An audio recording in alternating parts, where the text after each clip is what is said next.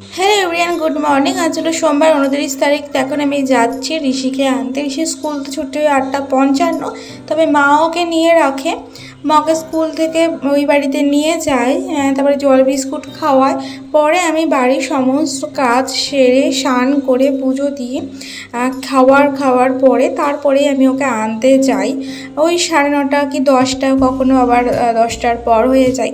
তবে আজকে না, আর আমি ওকে আজকে আর বাড়ি আসবো না, আজকে আমি ওইখানেই থাকবো। আসলে আমি ভেবেছিলাম যে আজকে হয়তো ওর পড়া নেই, তার জন্য ভেবেছিলাম বিকালে বাজার নিয়ে একেবারে আমি বিকালে আসবো। তো পরে আমি কথা হলো, তারপরে বুঝলাম যে না, পড়া আছে, সামনে সোমবার ছুটি। তো তার জন্যে যে দেখলাম যে থাক, সব খাবার দাবার যখন নেওয়া হয়ে গেছে তাহলে আর বাড়ি এসে লাভ নেই। যেটা প্ল্যান করেছিলাম সেটাই করব। তো যেই বাড়িতে চলে এসেছি, আমি তো খাবার এনেও ছিলাম, আর মা খাবার ঋষির জন্য ভাত করে রেখে দিয়েছিল। তো সেই ভাতটা আমি সকালে ওকে খাইয়ে দেবো। তো আজকে ভাত খেতে গিয়ে 1-2বার না বমি করেছে। এমনি ভাতটাই তুলেছে, 1-2বার তুলেছে, কারণ এমনি গরম পড়ছে। আর যেহেতু কোনো কিছু দেওয়া ছিল না, তরকারি কিছু দেওয়া ছিল না, যেন 1-2বার তুলেছে। তো যে ঋষিকে আমি পড়াতে বসেছি, মায়ের নাড়িটা পরে নিয়ে সবসময় বাবার বাড়ি থাকা হয় না, যে মনে করলাম থাকলাম, বা বাড়িতে কোনো কাজকর্ম নেই। এখন তো ঘুরতে আসাও হয় না। ঘুরতে আসা মানে কি, ওই বাড়িতে সমস্ত কাজ সেরে তবেই আসো, আর তারপরে ওই একটুখানি বসে থাকো। যে বাড়িতে কোনো কাজ থাকবে না, আমি একটু 2-3 দিন ঘুরবো, 2-3 দিন থাকবো, সেটা কিন্তু আমার আর হয় না। একটা সময় ছিল, যে সময়টা আমার বাবার বাড়িতে আসা পুরোপুরি বারণ ছিল। পুরোপুরি বারণ বলতে সেখানে আমি আসতেই পারবো না, এরকমটা ছিল, বা যেতেই পারবো না, তো এরকমটা ছিল। কিন্তু তারপরে আস্তে আস্তে সবটাই ঠিক করে দিয়েছিলাম।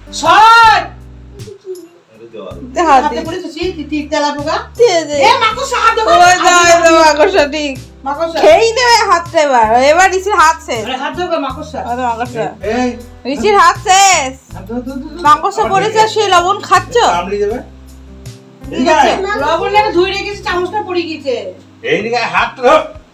যা, ও বাথরুমে জল আছে নাকি? বাইরে নিয়ে যাও, জল নেই বাথরুমে। জল নেই, পায়খানাতে নম জল দিলাম।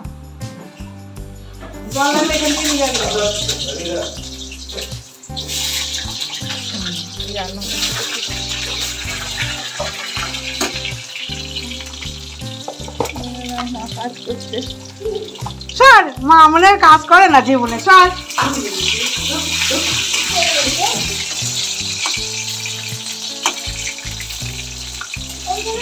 ভিডিও হয়ে গেল, যা দেখ।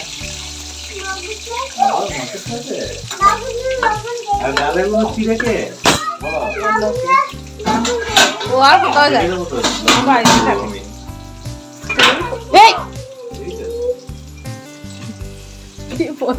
এদিকে মা রান্না করছিল, এখন তো ঠাকমা নেই। ঠাকমা তো 1 সপ্তাহ পার হয়ে গেছে যদিও, কিন্তু ঠাকমার ঘোরা না শেষ হচ্ছে না।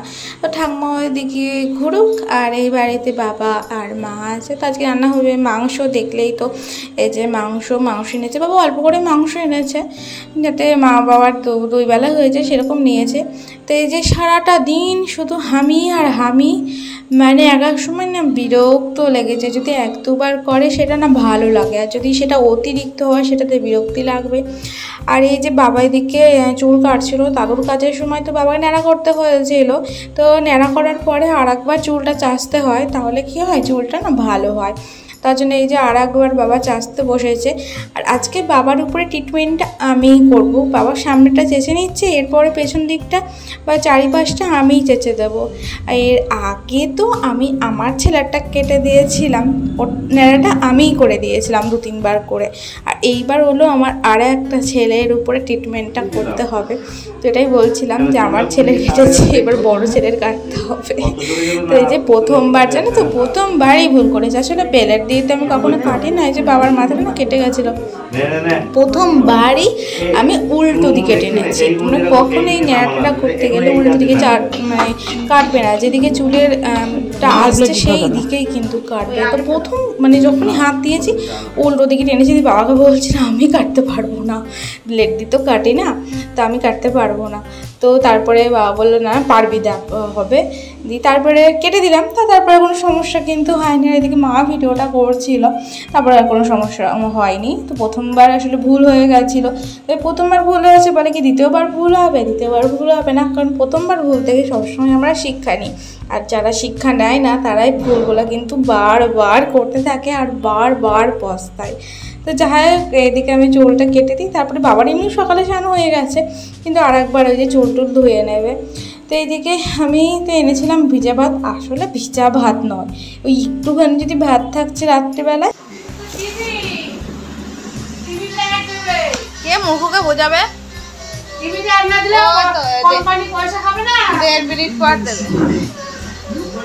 ওগুলো একটা মূর্খ।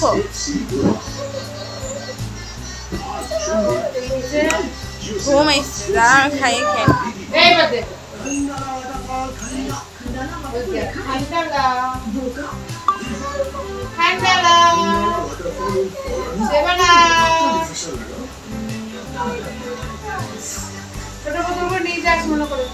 এখানেই রাখবো। স্কুল থেকে তো এখানেই আসে, যখন হারাবে তখন দেবো।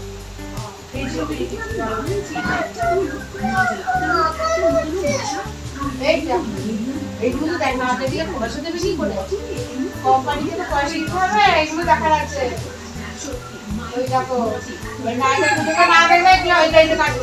আর একটু গরম ভাত নিয়ে আমি জল ঢেলে দিচ্ছি। এতে কিন্তু আমার শরীর টরীর কোনো কিছুই খারাপ করছে না বা ঘুম পাচ্ছে না, কিন্তু হ্যাঁ খেতে বেশি ভালো লাগছে। আর মায়ের মানে তখনও মাংসটা হয়েছিল না, মাংস কষা আমাকে দিয়েছিল। বিয়ের আগে যখনই রান্না করতো কষা খাবো বলে বসে থাকতাম। ভাই আমি আমার ভাই যতই বাইরে থাক না কেন, ভাই ঠিক মাংস কষালে ঠিক উড়ে এসে জুড়ে বসতো, মানে খাবে বলে বসে থাকতো। আর আমি তো বাড়িতে থাকতাম, আমি তো বাড়ি ছেড়ে কোথাও যেতাম না। আর বিয়ের পর এখন আমি এত রান্না করি, কিন্তু ওই যে নিজের জন্য কখনো কিন্তু আমি কষা তুলে রাখি না। তো এটা ছেলের জন্যই রেখে দিয়েছিল। মা ভেবেছিল আমি আগে ছেলেকে খাওয়াবো, তো মাকে বললাম যে না আমি আগে নিজে খাবো, ওর তো পেটটা একটু ভরা আছে, তো আমি খেয়ে নেবো, তাহলে ওকে খাওয়াতে খাওয়াতে আমার আধ ঘন্টা সময়টা চলে যাবে, তাহলে আমার হজমটা হয়ে যাবে। নাহলে ওকে খাওয়ানোর পরে আমি খেয়ে শুতে পারবো না। ঘুম থেকে ওঠার পরে মানে আজকে না অনেকক্ষণই শুয়ে দিয়েছিলাম, তার জন্য সময় হচ্ছিল না। ঋষি তো 3টের সময়তেই উঠে পড়েছিল, তাও একটু শুয়ে রেখেছিলাম, দিয়ে আমি 4টের পর উঠেছিলাম। উঠে আমি যে আচার খেতে বসেছি, এখন বসে বসে আচারটা খেয়ে নেবো। আর আমাকে খুবই জ্বালাতন করছিল, মানে আমাকে না ক্যামেরার সামনে এসে জ্বালাচ্ছিল। তো ফোনটা এমন জায়গায় রেখেছি তার সামনে জল ছিল, তো বলছিলাম যে যদি পড়ে যায় তোর কপালে তো আছে। আমি বারবার ফোনের দিকে তাকাচ্ছি। আচার টাচার খেতে তো বেশ ভালো লাগে। তো এই যে চলো আচারটা খেয়ে নিই। আর যেটা বলছিলাম যে একটা সময় আমার বাবার বাড়ি আসার বারণ ছিল। আসলে আমরা যখন ভাড়া বাড়ি থেকে শ্বশুরবাড়ি গেছিলাম, তখন আমাদের শর্ত দিয়েই নিয়ে যাওয়া হয়েছিল যে আমরা মানে বাবার বাড়িতে যেতে পারবো না আমি। কিন্তু তবুও কিন্তু আমি শ্বশুরবাড়ি গেছিলাম যে না আমার বর বা আমার ছেলে তার পরিবারকে পাবে, দাদু কাকা এদের সাথে মানুষ হবে, এইসব ভেবে আমি তবু এইসবটা মাথায় নিইনি যে আমি নিজে যেতে পারবো না বাবার বাড়িতে বা তাদের সাথে আমি সম্পর্ক রাখতে পারবো না, এইসব জিনিসটা কিন্তু ভাবিনি। তো তারপর আস্তে আস্তে ওই যখন আমি বলতাম যে বাড়ি যাব বা কিছু, বারণ তো ছিলই, বছরে একবার যেতাম, কি খুব জোর 2 বার বা কোনো ছুতনো নিয়ে হয়তো যেতে পারতাম। তো বারণ ছিল, তো কথা শুনতে হতো যে এত ঘন ঘন কে বাবার বাড়ি যায়, বছরে একবার যেতে হয় বাবার বাড়ি। আর না গেলে আরও ভালো, কেন বলো?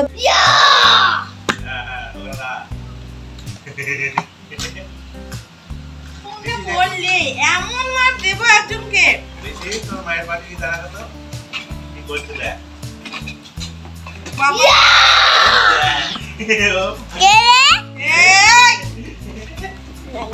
ইয়ে কোথায় গেল? কাজলটা কাজল কই? তো কাজলটাকে হ্যাঁ মা কাজল কই? কাজল কই? আমার জিনিস যায় কোথায় আমি তো বুঝি না। কাজল কই? কাজল আমি কি ওখানে আছো? কাজল তো এর মধ্যে ছিল, এখন তো চোখে দেখতে পাচ্ছি না। নেবে কে? এই দেখে মাইরে কাটতে টুম টুম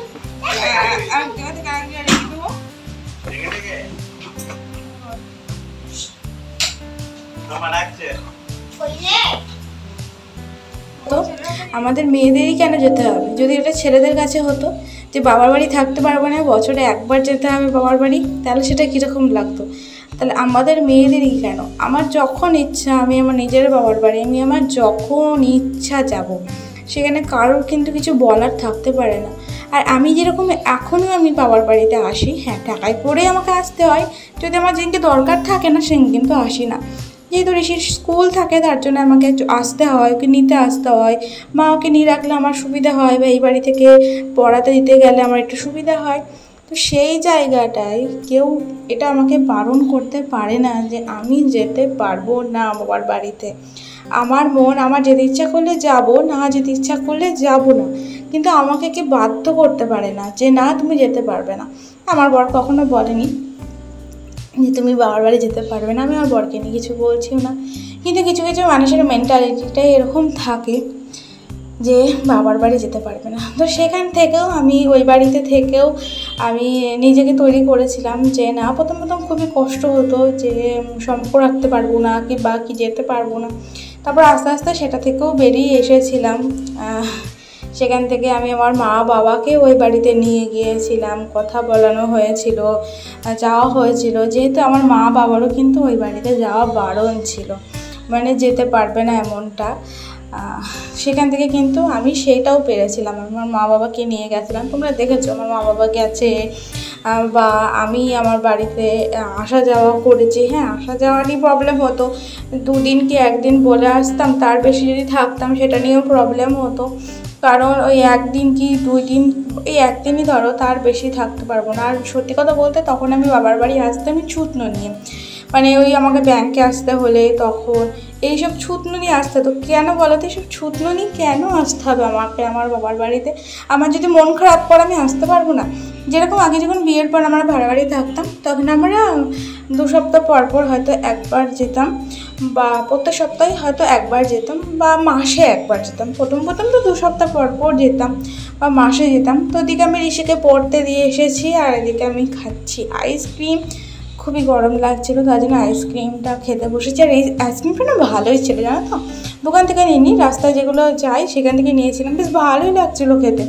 আমি তো ওই রাবড়িটা খাই, কিন্তু এটাও কিন্তু বেশ ভালো লাগছে। তো যে বাড়ি আসার পর আমার যা যা কাজকর্ম থাকে, জামা কাপড় তোলা, পুজো দেওয়া, মানে সন্ধ্যা দেওয়া, ভাত বসিয়ে দিলাম, রান্নাটা তো করতেই হয়। আর হ্যাঁ, আমার বিশ্বাস ছিল যে না একদিন না একদিন আমি ঠিক পারবো। আর যারা বলছে যে তুমি যেতে পারবে না বা তারা আসতে পারবে না, একদিন না একদিন ঠিক সেটা থেকে আমি বের করে নিয়ে আসতে পারবো।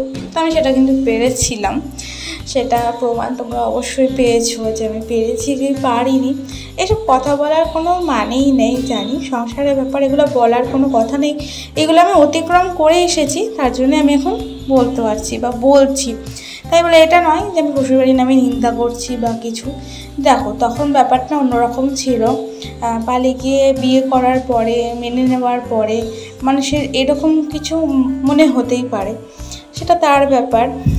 যেহেতু তখন মেনে নিয়েছিল শুধু মাত্র ছেলেটা হওয়ার জন্যে, তো আমি কিন্তু নিজের কথা কখনোও ভাবিনি। তবু তারা অনেকেই বলে যে হয়তো আমি নিজের কথাই হয়তো ভেবেছিলাম। নিজের কথা ভেবে যদি আমি ভাবতাম, আমি হয়তো শ্বশুরবাড়িতে যেতামই না। যদিও আমার বর অনেকবার বারণ করেছে, আমার বর আসতেই চায়নি, আমি জোর জবরদস্তি ওকে নিয়ে এসেছি, না চলো, যদি এমন কিছু হয় তখন চলে যাব। তো এখন তো চলো, নিয়ে যাচ্ছে যখন চলো, আমার ছেলেটা সব কিছু পাবে। তো এইভাবে গেছিলাম, তো এইভাবে আমার যাওয়াটাই ভুল হয়েছিল, সেটা তো পরে বুঝতেই পেরেছি, আর তোমরাও বুঝতেই পারছো। তো যাদের কাছে আমি খারাপ, তাদের কাছে খারাপই থাকবো। তবে হ্যাঁ, শুধুমাত্র যে শ্বশুরবাড়ির পরিবারই খারাপ হবে, তোমার বাবার বাড়ির পরিবার খারাপ হবে না এমনটা নয়। বাবার বাড়িতেও কিছু কিছু সদস্য এমন আছে যারা এতটাই তার কাটা, যারা নিন্দা করতে পারলে আর মানে একটা সুযোগ পেলে তারা কখনো ছাড়ে না সে সুযোগ। যদি কোনো অপশন না পায় নিন্দা করার, তাও এমন কিছু মিথ্যা করে বলবে একে অপরকে যেন মনে হবে যে না, সেটা সত্যিই হয়তো বলছে। কিছু কিছু এরকম সদস্য প্রত্যেকটা পরিবারেই থাকে, আর সেই মানুষগুলো এতটাই নিজের হয় যে তাদের নামে বা তাদের সামনে গিয়ে আমরা সেই কথাগুলো বলতে পারবো না। সেই কথাগুলো যদি বলা হয় সেগুলো নিজেদেরই মানে উপর দিকে থুতু ফেলে না নিজেদেরই গায়ে পড়বে, তাকে সেগুলো শোনা যায়, সবই শোনা হয়, কিন্তু তাদের সামনে গিয়ে বলা হয় না। কী হবে বলো তো, নিজেদের মধ্যে ঝগড়া বাঁধিয়ে। আর আমার ঝগড়া জিনিসটা একদমই ভালো লাগে না। তো ওদিকের কাজটা আমার অনেকটা হয়ে গেল। তবে এরপর কী কী করবো না করবো নেক্সট পার্টটা তোমরা পরের ব্লগে পাবে, পরের দিন। আসলে পুরোটাই দেবো ভেবেছিলাম, 23-24 মিনিটের ব্লগ হয়ে যাচ্ছিলো, তাই আমি কেটে দিয়েছি। তার জন্য আজকের ব্লগটা পুরোপুরি নয়। আর যেহেতু আজকে বুধবারের দিন আমার কোনো ব্লগ শ্যুট করা নেই। আর এতদিন না 4 দিন আগের ব্লগ দিচ্ছিলাম, ব্লগ করে রাখছিলাম, পরপর শেয়ার করছিলাম। তার জন্য কদিন ধরে না আমি ব্লগ করিনি। আমি দেখছিলাম থাক আগের দিন ব্লগ করে পরের দিন দেবো। তুই দেখলি তো, আগের দিন ব্লগ করে পরের দিন দেবো ভাবলে না এরকমটা হয়। কাল আমি সবটা এডিট করে রাখলাম, 24 মিনিটের ব্লগ পুরোটা, শুধুমাত্র ভয়েসটা দেওয়ার ছিল, কিন্তু আজ আমি সবটা ডিলেটও করে দিলাম। আর ডিলেট বলতে কেটে দিলাম, কারণ আমাকে কালকে সেই ব্লগটা দিতে হবে, যেহেতু আজকে কোনো ব্লগ করিনি বুধবার দিনকে। তো এবার থেকে তোমরা আগের দিনের ব্লগ পরের দিনই পাবে। তো ঋষিকে এখন আমি নিতে এসেছি। তাদের মতন tata, bye bye, good night.